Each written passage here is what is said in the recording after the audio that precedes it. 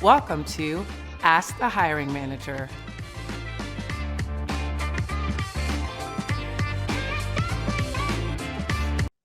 Hi, everyone, and welcome to another episode of Ask the Hiring Manager. Today we have Brad Neilley with us. Brad is the current Chief Human Capital Officer and Board Chair of Talent, Culture, and Compensation at Turtle Hughes. Mr. Neilley's HR background is expansive as he has over 30 years of human resources experience, including HR executive leadership roles at both the New York Times and Johnson & Johnson, where he was part of a team that launched the infectious disease business, which grew to over $1 billion in sales. And yes, that's billion with a B. He additionally received a J&J President's Award. Brad also serves on multiple boards. In addition to his board role for Turtle Hughes, Mr. Neilley is also on the board of William Patterson University, a board advisor for the DC Jazz Fest, and he provides board leadership for several nonprofits. Mr. Neilley's education includes an MBA in International Business and board director training at Harvard University. Brad is listed by SAVOY Magazine as one of the most influential Blacks in corporate America. What a resume, by the way.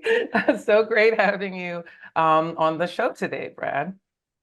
Thanks. I appreciate the invite and looking forward to the conversation. Absolutely. Same here. So jumping right into it, your HR experience is vast. Early on in your career, your experience spanned companies including the New York Times, the Deluxe Corporation, and Johnson & Johnson. What were your takeaways from working as a plant manager and HR director at Deluxe, and how did your path bring you to the New York Times? Loaded question. Oh, that's okay. It's an interesting question because my original career path was in operations, and I was planning to continue advancing in operations. During that time, I had a development opportunity in HR just to hone my human capital and people skills. And as I did that, I went back into operations and became a plant manager in New England.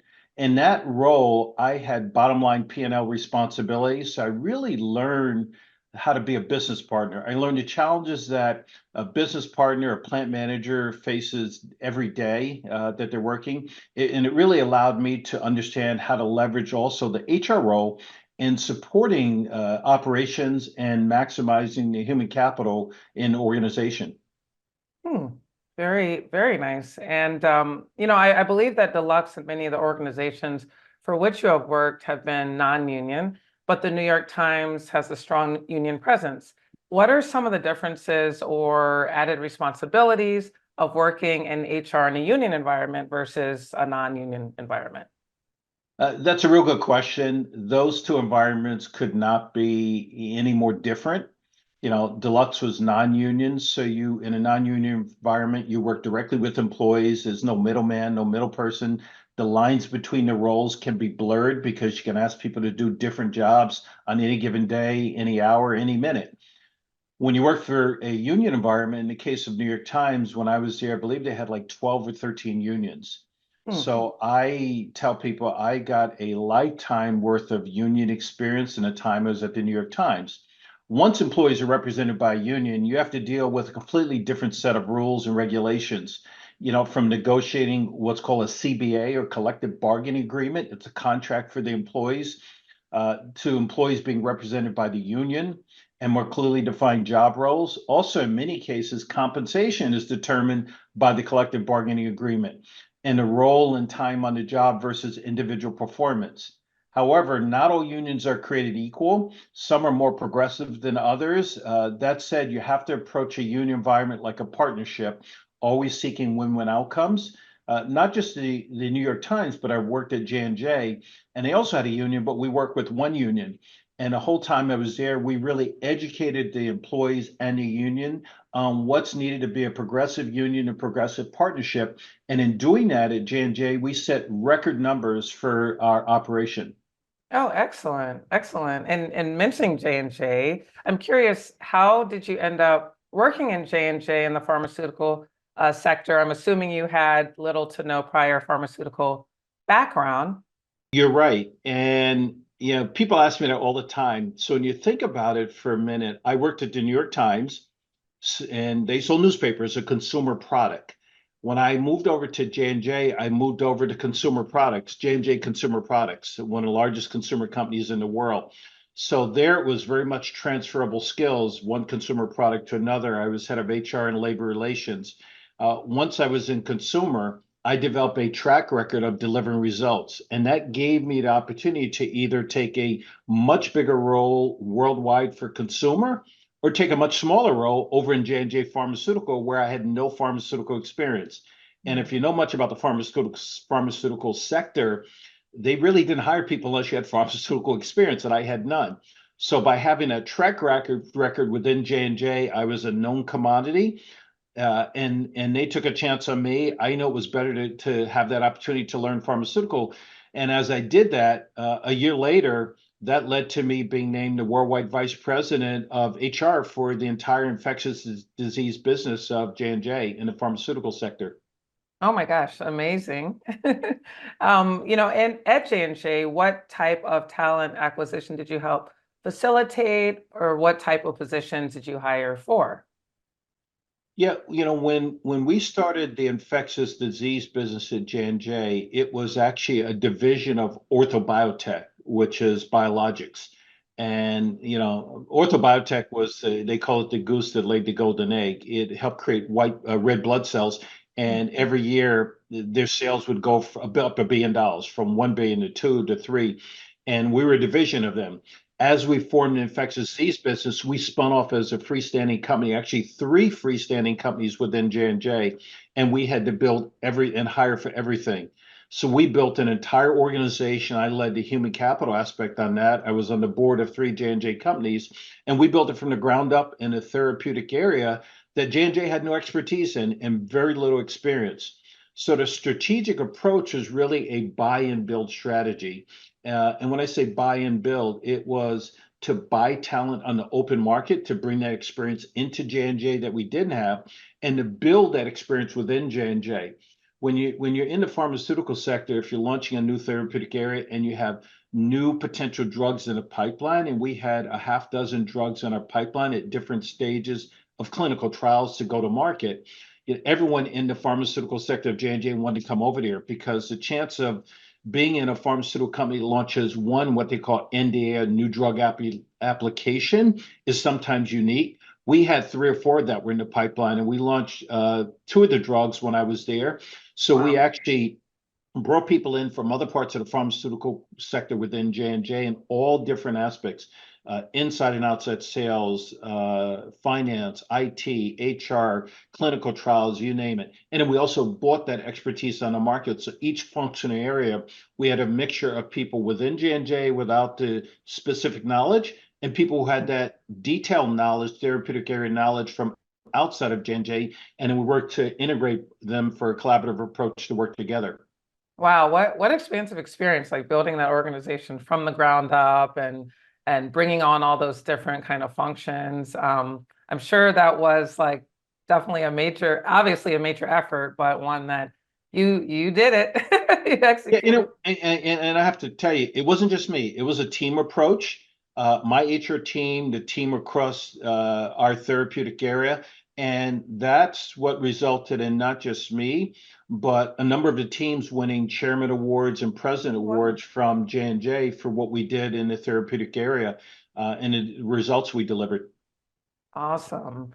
And switching gears for a bit in terms of companies, you also worked at ABM Industries, and there, I believe you were head of HR in support of 20,000 employees, I believe you mentioned to me before. You Yeah. also developed and implemented the company's first internship program there. So I'm curious, how did this internship program help the organization? Yeah, that was an interesting time. I've had responsibility for hundreds or a couple thousand employees. Taking on responsibility for 20,000 employees was quite a task. And that also included merging 2 regions together because we started with about, I think it was a little over 10, 15,000 employees. We merged 2 regions together, which I led, which resulted in about 20,000 employees. And when you have that many people, talent is your number one priority because they won't break the organization. So we're looking at all different ways to develop talent, grow talent, bring talent in the organization. And that's why we started the internship program. And as we started that, it really gave us access to a new pipeline of talent. It increased our ability to give something back to help individuals break into a new industry. It also allowed me to partner with the city. It was in New York City that we actually started the internship program. So it allowed us to partner with New York City as well as various agencies across New York City that were trying to help people with career and job and career opportunities. So it really allowed people to get some experience that put them in the best position possible to then transfer to a new full-time job. Yeah, no, that makes sense. So it's definitely sounds like beneficial to both the intern that can come in and learn these skills and be acquainted with the company, as well as obviously ABM or any company that kind of has this internship program to know what talent you're dealing with and to kind of onboard them seamlessly into the company. So that's great. Do you feel that there's benefit to a candidate listing an internship on their resume? Absolutely. You know, one of the things I learned in that internship as well as others, a lot of times people come into a new job or an internship and they think about, I need to learn the job or I got to have the skills to do the job.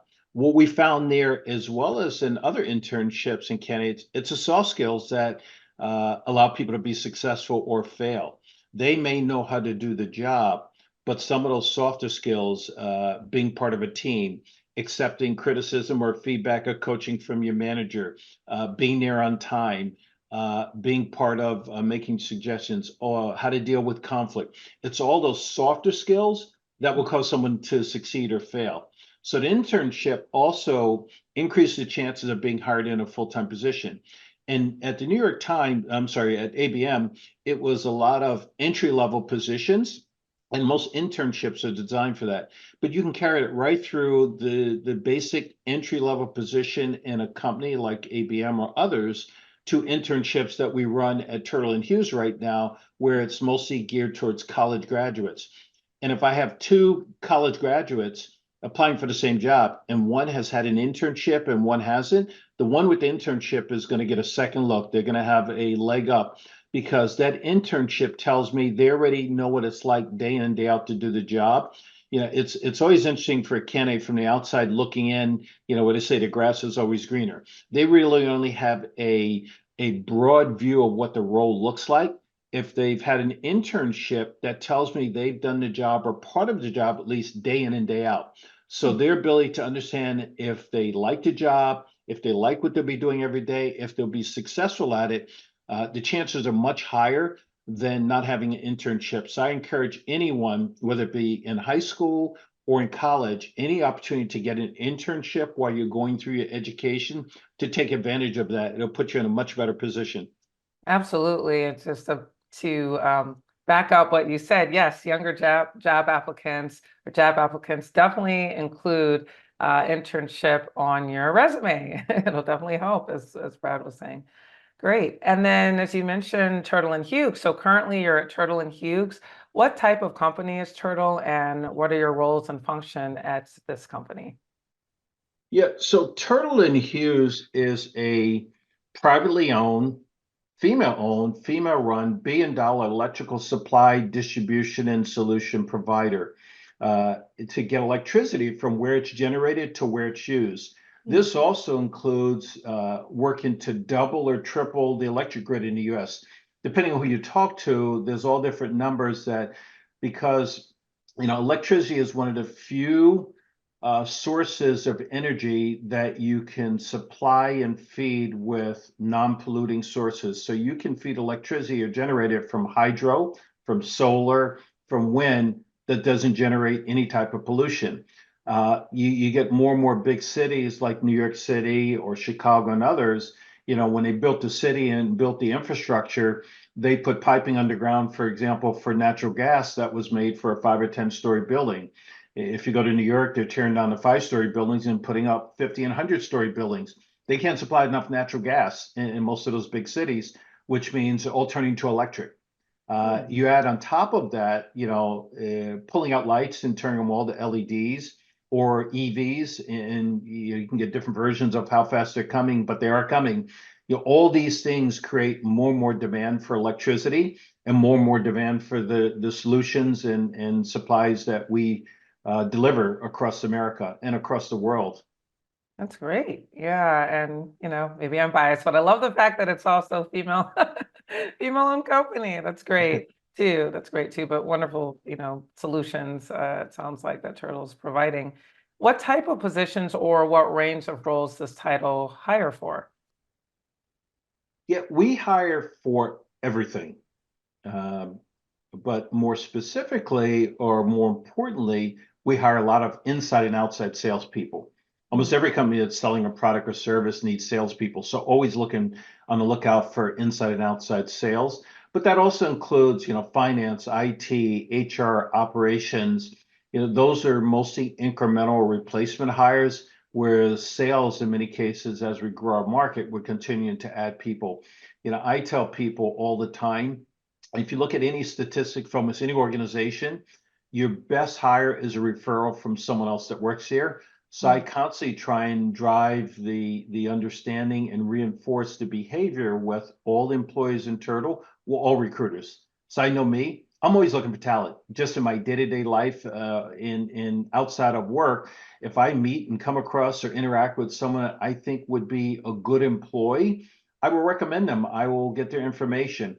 And we have a referral program. And one of the things I tell all employees, and we did this a lot at J&J when we were building out the infectious disease business, a referral program is not a numbers game. It's not how many people I can refer. So we used to constantly reinforce with them, only it's not how many, it's a quality, not the quantity. So only refer people that you meet or know that you would either want to work for or work with. Those are the people you want to refer to the company because it's all about collaboration and teamwork and building a stronger team. So yeah, we Yes. hire for everything and constantly hiring and growing our talent. That's great. So, word out to all the listen up, I guess, to job seekers, because Turtle is always hiring. So, Turtle.com. yes, turtle.com. I love it. I love it. And so being in the field of HR for over 30 years and working across various industries, I can imagine that you've reviewed probably thousands upon thousands of resumes. So I'm curious from your perspective, what are the pros or must-haves that applicants should include in their resume?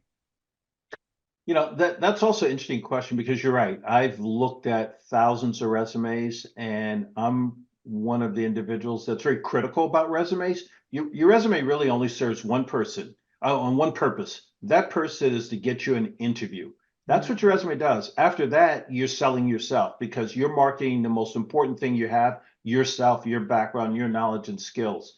I've never seen a resume, and I do a lot of critiquing of resumes for friends and family. I've never seen a resume that I didn't have a lot of suggestions for it. What you look for is, the first pass is it easily readable? Does it make sense logically? So, like me, when I look at a resume, first thing I'll look for is the work history and the time frames. Are there any major gaps or is it consistent history? Mm. Small gaps I don't worry about. Does the person stay on a job for a period of time or are they doing a lot of job hopping? And then once, because they got to pass that before I start looking at what they actually did. And then when I look at the rest of it, I start looking at what company, is it a similar company, different company? What did they do there? Does it show either some progression or even staying in the same role? And I don't have a problem with someone staying in the same role because some people like, I'm doing calibration meetings right now in Turtle, and we have 70% of our salespeople, they're in sales and they want to stay in sales the rest of their life. And that's okay.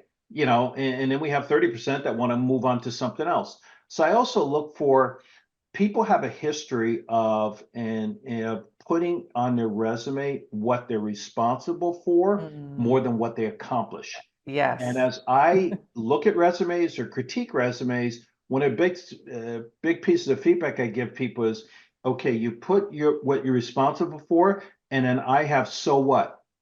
That's my big answer. So what Right. did that mean for the organization? How did you increase sales? How did you lower the cost? What was the result of what you did that was a benefit for that organization? So people tend to stop, probably a good majority tend to stop with just putting what they're responsible for, or they don't have any numbers in metrics. I improve sales, I increase this. And I tell people if I don't see numbers, I'm in HR. And if you look at my Mhm. resume, I have numbers, dollars, percent all over there for what I did. Because me as a hiring manager reading it, I'm going to look at your resume and say, okay, can I see what you did and what you accomplished, how that relates to what we want you to do here, or what issue, challenge, or need we have in our organization. So those are some of the big things I look for that can help improve resume. The other thing I look for is, when someone's new into the work world, having a one-page resume is fine. Once you've been out in the work world 5, 10 years at the most, you should have 2 full pages. I've been out in the work world for 20, 30 years. My resume is only two pages. My LinkedIn profile is a lot longer. If you're in the medical field, if you're in the academic field, then you have a CV that could be 5 or 10 pages. But anyone that's been Right. out, 10 years, it should be 2 full pages, and it shouldn't be like a page and a quarter, page and a half. I tell people you need to fill in stuff to make it 2 pages. So those are just some of the things I look for because, again, I'm very critical. But at the end of the day, it's also all the pieces of a puzzle because I'm looking for, do you either have the transferable skills? That means either work experience that I see that you did something similar somewhere else that you can do at our company. Do you have education that prepared you for doing the job you're going to do here? And then I'm going to look for the soft skills. How do you deal with teamwork, communication, problem solving, critical thinking, all those other soft skills, and are you going to be an organizational fit for us? And the reality is that's very soft and it varies from person to person, organization to organization, because you or me could be a great fit for organization A, and we may be a bad fit for organization B. And I've seen that, when you look across different industries. J&J, 200 operating companies, everyone is a separate legal entity. One of their leadership skills that they look for is collaboration and teamwork because me leading HR on the board of three J&J companies, I can't force the company right across the street to do anything. I have to be able to collaborate and partner with them to do stuff. So that's a critical skill. When I was at J&J, because I demonstrated that skill, I ended up being the representative for the entire pharmaceutical sector Oh, of $30 wow. billion for partnering with the other sectors of J&J. When at Turtle, we're very much a collaborative environment. So that's also one of the things I look for. Whereas you look at other industries, stockbrokers in Wall Street. It's not as collaborative as can you make money in the stock market? And they don't really care as much about collaboration if you can generate, money Right. in the stock market. So that's why I just say you have to make sure you as an individual, whatever is important to you from a value system, needs to align with that company and what's important to them. That's great advice across the board. Yeah, and one of the things that you hit on, there were several things that popped out, and I agree with pretty much all that you said. One of the things that I always emphasize to, I always do when revamping clients' resumes, and that I always emphasize when people ask me tips about resumes is something you hit on, which is being accomplished based, not task based. Not that you can include certain tasks, but really having the resume be accomplishment Mhm. based to make the individuals stand out, like you said, and add value to the organization. As you mentioned, what does that do to propel the organization? And another thing that you hit on that same point is within accomplishments, being quantifying your results as much as Mhm. possible. Like you mentioned, numbers, statistics, grew sales by whatever it is, 20% in X amount of time. Yep. Those, if you're able to quantify even better, but whether qualitative or quantitative, making sure to really put achievements, because if you're just stating generic things that anyone in your role can do, that's not going to differentiate you, meaning the job applicant, from someone else applying for the position. So I'm really, really glad that you hit on that. One other thing that you did mention that you look for when reviewing resumes is how, like, if someone's job hopping or how long someone's been in a role. Out of curiosity, and I know this may depend on the type of position for which someone's applying, is there a certain amount of time that you recommend to job seekers to try to stay in a role for? Like what kind of looks to be a quote unquote red flag what period of time that someone is jumping from one role to another. Yeah, and that's changed over the years. If you go Yeah. back, 10 years ago, you wanted to see people stay in a job for like 5 years. Yes. Today, people change jobs on average every 2 or 3 years. Yeah. So it's very situational. And when I say situational, we all know that you could be a high performing, star, high potential, but if the company reorganized, your job could be eliminated regardless of what results you got. So your resume could look great. You could have all the tasks you're doing and the outcomes that were terrific, but we're eliminating that division. We're so, J&J, we sold companies, we bought companies and sold companies. So if Mm, we sold company, got out of the market, your job's eliminated. A drug comes off of patent, your job's eliminated regardless of what results you're getting. So I say it's situation because you look for a pattern. So mm, if someone had one or two short stints, but they also had longer stints, then there's balance. Like, okay, something may have happened out of their control. It's when I see a pattern of either both extremes. If I see a pattern of someone that constantly job hops, less than a year starts to, mm. the more and more it's less than 2 years, the more I get concerned. If it's a little less, not a big concern. When it's less than a year, the more it's less than a year, I start to get concerned about it. On the flip side, if someone's been in a job 20 years and out of leaving, I'm going to have a different concern, but a concern because then I got to think, can they adapt to our company and how we do things? Because they've only done one thing for the last 20 years. The other thing I tell people is this may be a well-kept secret. You don't have to put every job on your resume. Mm, So if mm, I got laid off or left and I had one or two jobs that didn't work out for a month or two, there's no law saying you got to put those on your resume. You can explain it in the interview, but there's no reason you have to put that on your resume because again, your resume is to get you a job. So if you leave it off the interview, and a lot of people do this more and more than ever, they're consulting or they start an LLC and they're consulting. And I tell people you can do that. Work for a friend, a family, do consulting for the time you're off. It shows a track record. And if you had one or two job stints, you can put those all under consulting time frame. You can explain in an interview once you're in there. But so the less time people have, and if I see people, within a year, they had two or three jobs, it's going to go from a yellow flag to a red flag pretty quickly. absolutely. That makes sense. That's great advice you're giving. And what are some questions that you may ask an applicant during an interview? And also, what kind of responses are you looking for? Yeah, I'm going to ask usually initially about the resume. I'm going to pick things on their resume to tell me more about them. Tell me stuff that's not on your resume. Give me more information. If they have tasks, I'm going to ask them what is the outcome of those tasks. And the reason I say that is, you could, to your point about the task, or both of us about results, you could be running really fast, but running in the wrong direction. You could be running really fast, but jogging in place. So just Mm, because you got a lot of tasks and you're doing a lot of stuff doesn't mean you're generating a lot of results that are positive or generate to come. So I want to hear about, and we use behavior-based interviewing, the STAR method, what's the situation, what's the task, what action did you take, and what was the outcome? Because anytime I'm going to look for that. The other thing I'm going to be judging is their soft skills. Did the person listen to the question I asked? Did they answer my question? Did they answer in a way that was succinct? Did they ramble? And we call it rambling and drifting. And I'll write on a resume sometime drifter. If I ask a person a question A, and by the time they're done, they're answering question B, C, and D and never answer question A, I'm going to be writing drifter because I'm going to say, okay, if they're working for us and they're in a meeting, that's a behavior that may be part of the DNA they can't control, and mm, that's going to be problematic. Are they listening well? Is there balance between listening and answering and pausing? So I'm going to look for those sources. How well do they communicate? How well do they treat people if I observe them with other people? If I'm interviewing them in person, how will they treat other people? Are they respectful? Do they treat people with dignity and respect? I'm going to look for the hard skills and the soft skills. The hard skills to do the job, but then also their values and their behaviors and soft skills that are equally important.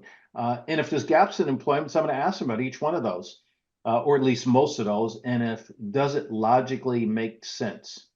yes. Okay, those are good. That's very good tips for people to kind of look out for. And I'm glad that you mentioned about the drifting too, because that's something to kind of keep in mind, and that makes sense if it is a behavior that's observed during the interview. It's something that could very well, translate into when they're actually working with the company, which, right, is, got to have direct, straightforward answers, especially when it comes to progress and such. So, Mhm. very good tips. Great.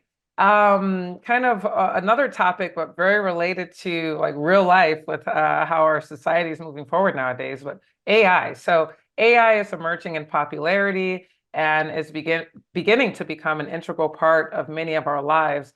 What are your thoughts on AI's impact on both getting a job and on the hiring process? Yeah, I'm glad you asked me that because I'm working really hard to be an AI expert in HR. We've been using it, and part of that learning curve has also led to me a broader and deeper understanding about AI. And if you read and understand AI, if you're a techie, it's been around for 10 or 15 years. It's just not been released publicly. Yeah. ChatGPT was released publicly, and at that point, the genie's out of the bottle because people started using it. And I was several weeks ago at a meeting with the heads of HR, and we're talking about some of the uses. People are using it for resume writing. They use it to expand the resume, to shorten the resume. Some people using it to respond to job openings, which Mm, is quite interesting. We will find that the uses, no one really understands what the capabilities are because they're unknown and untapped as we're on the steep learning curve. It's becoming more and more popular. It started with the ChatGPT. Now all of the IT companies have their own version. Microsoft, Google, Apple, you name it. Some are better than others.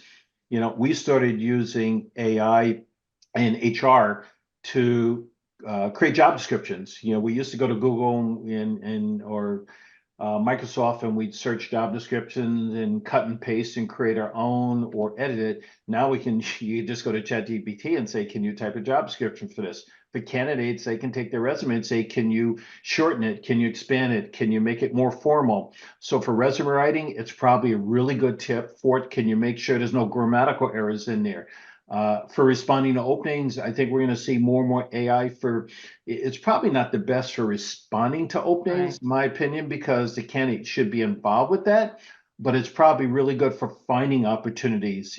These days with LinkedIn and everything online, it's a full-time job just to look for openings because there's so many around the world. I know. But using AI to find those will be very, very helpful for people in finding jobs or even preparing for an interview, because you can ask AI to generate potential responses for questions or potential questions that will help prepare someone.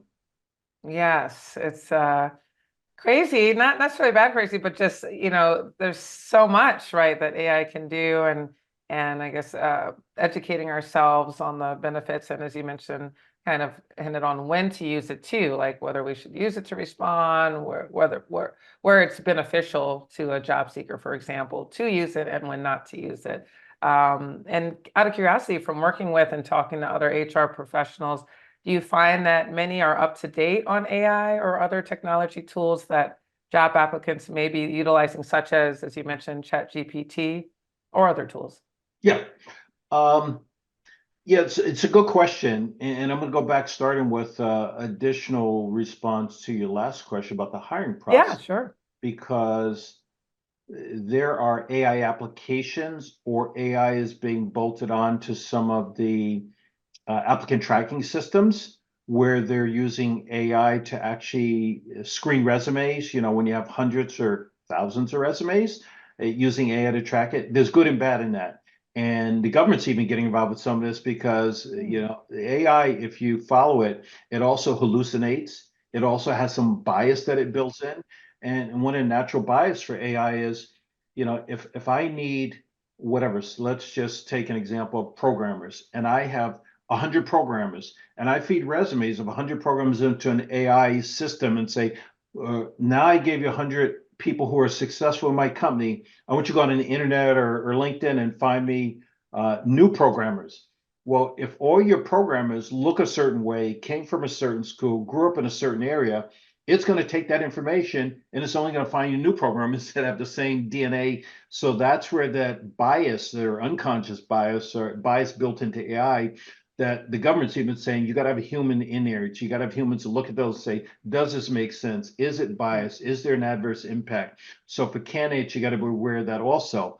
As far as HR professionals, I think there's a mixed bag. Most are at very early stages. Probably some of the stuff I'm doing is probably in a more advanced stage because there's probably a third, I'd call it third, a third, a third. There's probably a third of the HR professionals, whether it be heads of HR, others that don't even use ChatGPT. Hmm. There's probably a third that just start using ChatGPT to look at it and see what it's doing. And it's probably a third in my category that they've been using it for a while. They're looking for other stages. They're early adopters of technology. But the challenge is it's moving so fast and it's accelerating so fast that that creates a challenge because there's now AI applications that are specific for HR, other areas.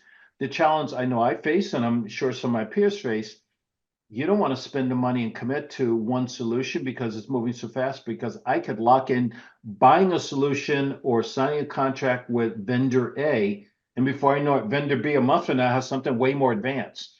So Hmm. there's a hesitancy of using anything other than the free version, or like we're using the Copilot in Microsoft because we already have the Microsoft suite that's built into it. We almost need the dust to settle a little bit and see where it goes and what works to see what surfaces. I view what's going on with AI and HR similar to what happened with the last technology wave when I was at J&J, we used to buy a standalone application for all parts of HR. So we buy a standalone application for recruiting, one for talent management, one for documentation or succession planning, and then a couple applications. I won't name them because there's a lot of them now, but a couple applications came out that integrated all that into one suite. It wasn't the best of everything, but it was one login, it was one user experience, and many companies then moved to that. Well, I think we're going to see the same thing with AI. There's very specific applications for AI coming out. Is there one, and which one will it be that says we have an AI application for all of HR or built into our HR suite? And I think there's a lot of wait and see right now going on for a lot of HR leaders. Oh, yeah, no, there's so much like right going on. And like you mentioned, so many applications and yeah, it's there's a lot there. And what do you feel are the benefits and drawbacks of AI and other technology impacting HR? And do you feel AI will be an asset or detriment to an employee's value in the future? Yeah, I'll reinforce something I said before. The Sure. genie's out of the bottle, so we can't go backwards. Right. It's that the genie's out, so it's here to stay, and whether we like it or don't like it. But we also have to think about past technological changes. Whether it be computers and what that did. To you don't need typewriters and a lot of admin assistants you don't need. Sometimes innovation as simple as wheels on luggage, what that did to in hotels and airports. So the technology is here. It will eliminate some jobs, but it'll also create other jobs. It'll make jobs more efficient. I mean, the example we have is that we can hopefully add more value. I'll give you two examples early on that we started using in HR. We started, and this was last year, we started using to write job descriptions, as I mentioned. Historically, when you go and pull those and cut and paste, it might take you 3, 4, 5 hours to put a job description together. Now, if I go to ChatGPT or Microsoft, any other AI tool, and say, can you create a job description for XYZ job? I will watch it in 15 seconds, create a job description. And it's probably not 100%. It may be 80% accurate that I then the human has to come in and read it and then edit it to match what we need. But if it's 80% accurate, that eliminates 80% of that work to create that job description. I can Right. now spend that time doing something else and adding more value or getting more job descriptions updated. I'll give you one other example. We do a lot of surveys. When it's a yes or no survey or rate from 1 to 5, that's pretty straightforward. But open-ended questions, typically, we have a survey going on right now where we have hundreds of responses. So normally the survey person will go there and they'd have to read all the open-ended comments. They'd have to summarize it. They'd have to consolidate that. Now I can just go with AI and say, can you consolidate or summarize the following responses, and I paste hundreds of responses in there, and in less than 30 seconds, I get a summary. Can you Wow. create bullet points in 15 seconds? I got bullet points. Can you create a word cloud? So it allows me what would take in that case potentially a day or two for someone to summarize that survey. They can do it in a couple hours. So Yeah. it will actually then just make them more efficient. And those are just two we're using for other stuff. But as we use it more and more, it's going to give us ideas more and more how we can just be more efficient. At the end That's of the true. day, it's a tool like any others that you can use, but understanding the limitations, understanding the drawbacks, especially around the fact that it hallucinates sometimes and just makes up stuff that it could be biased. So Right. you have to have the human input because it's still not equal to a human brain in human interaction. Right. So fascinating. It's interesting when you were talking about using AI or certain AI tools to summarize and create more efficiency. It reminded me of an ad that for some app, I won't say the name or it's not important, but that popped up, advertisement for a tool that was marketed towards students, AI tool, where the tool literally will record the teacher and even through like hours of lectures will provide feedback. Or if you say, when did the professor mention this? Or even, can you create whatever the app was called, create a multiple question test based on, the content of today. And so I was like, wow, if I were a student again, like that would be an excellent tool. But even if you're not a student, similar capacity type things of summarizing, making more efficient. So that is exciting, in terms of maybe it will help us human beings kind of learn what's more efficient and all of these things. So it's definitely fascinating. Yeah, and if I have one or two other comments Yeah, on absolutely. that, as you know, I sit on the board of a university. Oh, yes. So, when AI first started being used, there was big concern on Mm, universities because writing papers, students would go there and write papers, and there's a known case of even mm-hmm. lawyers using it, and it would create and hallucinate about a case that the judge would say that case never existed. Well, Yes. you have different approaches even at universities because some universities say you can't use AI to write your papers. Others say you can use it and we're going to teach you how to embrace it.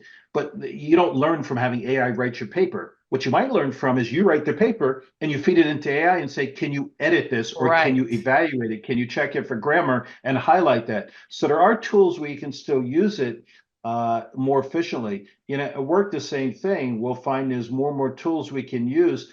Email. Email is the preferred method of communication. AI is a great tool when you need to draft an email to feed it into AI and say, can you check it for grammar? Can you make it shorter and use it to then accelerate, what you're doing and to fine tune what you're delivering as an outcome? Absolutely. All super fascinating and interesting topics. And what you mentioned too about serving on the board of the university. And I've a few friends that are professors, but one that I've talked recently with about kind of that same topic about students that he pretty much knew were using Chat GPT to construct papers and language. And it's, as you mentioned, it's like using it in a way where I'll say these words, where it's not taking away from the learning process, Mhm. but it's serving as a tool of efficiency because we want to use our brains. At least I want to use my brain. Exactly. And there's But AI tools to check for using AI in papers. exactly. But kind of using it as with using my brain, how can I also use this to assist with tweaks or edits or things like that, just to make things sound better. Love it. We've talked about such interesting and valuable topics today. I'm curious, is there anything that you'd like to mention that we didn't cover so far, whether it's a project you're working on or any additional advice? You've given great advice, but any additional advice to job seekers as well? I want to give you the floor if you want to add anything else. Yeah, I could go on for a long time, which I won't do, but I will share one or two other things. The topic here is, meet the hiring manager, talk to the hiring manager. The reality is anyone looking for an opportunity right now, it's a great time. Unemployment rate is at historic lows. So there's plenty of jobs opportunity. There's plenty of companies want to hire good quality people. The one thing piece of advice I give people, you look at my career where again I was going to be in operations, end up in HR, and then halfway through my career I end up staying in HR. You want to be focused but flexible, with your career. You want to be focused on, you don't want to be looking at, hey, I could be in, 10 different industries, fields, areas of expertise, but you also want to say, I don't want to be one. Unless you want to be a doctor and a certain doctor, or a lawyer, a certain lawyer. Keep your antenna open and your mind open to other possibilities. Don't have the tunnel vision of this is the only thing I'm looking for, because there may be opportunities slightly outside of exactly what you want that could provide opportunities that you didn't even think about. So there's nothing wrong other than, and it doesn't hurt other than spending a little bit of time. If someone wants to talk to you about an opportunity that maybe you're not even interested in, at a minimum, you'll learn about it. That's great advice. Wonderful advice. How can people keep up with you and all the wonderful things that you have going on? Uh, Time management, and much like yourself, when you're juggling a lot of stuff, that's all about time management. I live and breathe by my calendar and keep everything on there, including my personal life. So to me, downtime is going on vacation and laying on a beach, or not having a calendar I have to live by and have to Yeah. be somewhere at a certain time. But it's all about both prioritizing calendar, time management, and prioritizing stuff. I ask myself throughout the day, what's the most important use of my time? What do I really need to get accomplished today? So that if something happens I didn't plan for, or something comes up, I know, hey, if there's 10 things on my list or calendar I got to get done, which are the most important ones? So if something comes up unexpected, I can say, okay, well, at least I got to get ready to do 5. The other 5 I can push till tomorrow. So constantly updating it and doing that. And, I'm also big on, if I can take care of something right now, do it now and get it off my Mm. plate.